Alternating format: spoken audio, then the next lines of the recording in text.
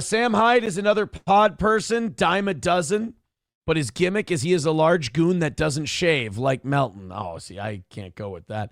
I didn't know that Melton put like a covered up picture of a dead 12-year-old girl behind him, and if you paid him money, he revealed pieces of the picture of like Joey sees, I guess he has a dead 12-year-old daughter. Like, that's what like tragically unfunny bullied people do when they get older. They either adjust and become healthy people or they do shit like that. And honestly, those are my wins over Melton. Those are my biggest victories, is when you just go, hey, Melton talks about you constantly. It's like, all right, what does he do? And then you bring up stuff like that. Oh, shit. And you're like, all right, I've already won. It's like, honestly, it's over. There aren't many people that I can go like, compare characters of and crush them. He's definitely one of them. Thank you to Chad Zumach, by the way, for pointing that out. I didn't even know that was a thing. Because like most people with a good sense of entertainment, I don't watch anything Patrick Melton. He's got such a girl voice. Like, he's got such a whiny, whingy woman's voice. It's impossible to listen to. He's boring. He's constantly repeating himself. I understand why he covers Steel Toe nonstop. I mean, I look like Milton Berle compared to the slop that he puts out there. Oh, my God, is he dreadful. Before you go to prison, says stories which I'm not. If I was going to prison, they would have come and got me. I'm not going to prison. I know that upsets a lot of people for whatever reason, but no, it's, I guess they really just don't want to deal with us fighting them saying, hey, we think you violated this release condition. And we're like, no, of course we didn't. It's just for the last year, every single day, multiple people have been sending shit in out of context, trying to f me over. I've never violated. I've been very careful. And we're entitled to a hearing. They're not even scheduling the independent hearing. They're just going to mention it at sentencing, and we're going to get our sentence done for the plea agreement that we have. I think the only thing, they might just give me the maximum probation because of it, but I was kind of assuming they were going to do that anyway. No, they just told my attorney and I, they said, just come, we'll mention it during sentencing. They didn't even make a separate court date for it. We still have sentencing on Wednesday. So I think everyone kind of knows it's a bullshit thing and that we were going to fight it anyway, because it is horse shit, but it's nice to know that they're not treating it like a huge deal, because like I said, it is horse shit, but what are you gonna do? Balls Deep said, you mean snitches are reporting? Those names should be public. Yeah, it's not public. It's not even said what I did, because there is no instance of what I did. It's just a shitload of people reporting, so it's annoying, but it's an order. It's what is it? Conditional release violation report, and then they give the report, and then we're supposed to do a hearing. They talk to us. It sounds like we're not even going to get that far with it, because, I mean, my release is over. Like Wednesday, my release is up, so there's not really much you can do about that. And then I have my sentencing on Wednesday. Once the sentencing is over, the release is over, so we just start fresh with the probation. Drew Turn says, you already had a court date less than a week later. Why even put a warrant out? They didn't put a warrant out. That's the important part. If it was serious, they would have put a warrant out.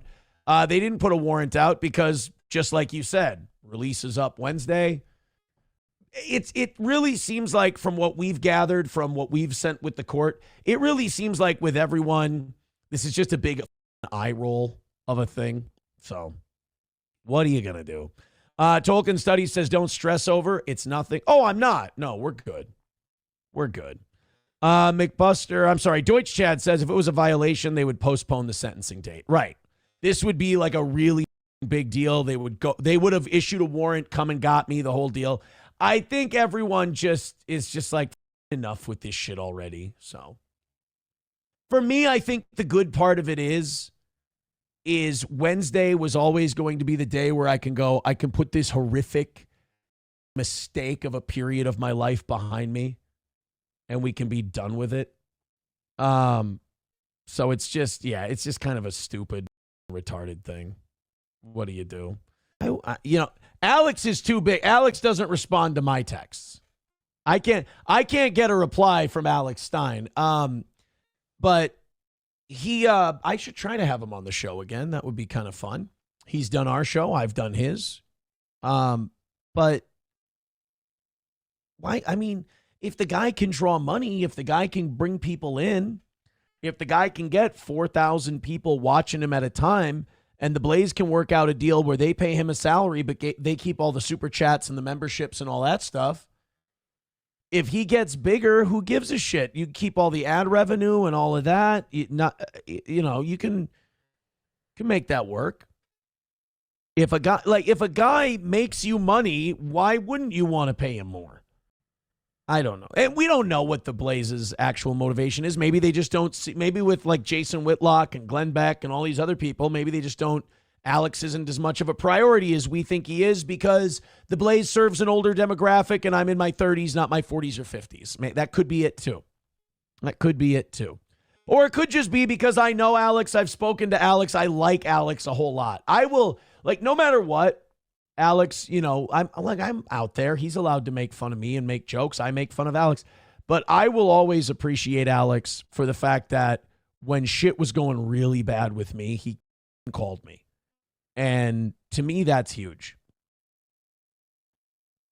Like, no matter what anyone ever says about Alex Stein, I'm never going to, like, trash this. Like I said, I'll make fun of him and he makes fun of me. We'll poke fun at each other, whatever. But, like, I'm a pretty loyal dude, and I'm never going to, like, quote, I think the Blaze should promote Alex, and I may be biased in that regard because I'll never turn on the guy because I remember what people have done for me. And when shit was going really bad in my life, we've never met each other. We've only talked on the internet. We're not, like, real friends. We're, like, internet acquaintances. But when shit was going really bad, Alex was on Tim Pool. A massive show. And Alex was on Tim Pool. And after he was done on Tim Pool, he called me to see if I was okay. And I really could. That tells you, like, whatever you think about Alex Stein, you can think, he has the greatest show in the world. You can think his show is not good. The human being, Alex Stein, will always be on another level to me because to be on Charlie Kirk, to be on Tim Pool and then think, ooh, I hope Aaron's doing okay. I'm going to give him a call, see how he's doing.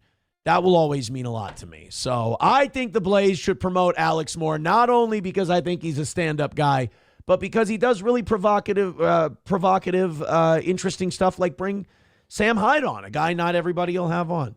So I like Alex. Found this in the archives today. Oh, Stevie Lou found the Tampa Papers text that he sent to everyone. God, that was cringe. I remember Carl thinking that was like a real thing. Yeah, we're going to do that. I should have seen the red flags there. I thought it was a goof. You probably don't even remember that Tampa Papers thing, but I thought it was just a big goof. But apparently it was a thing.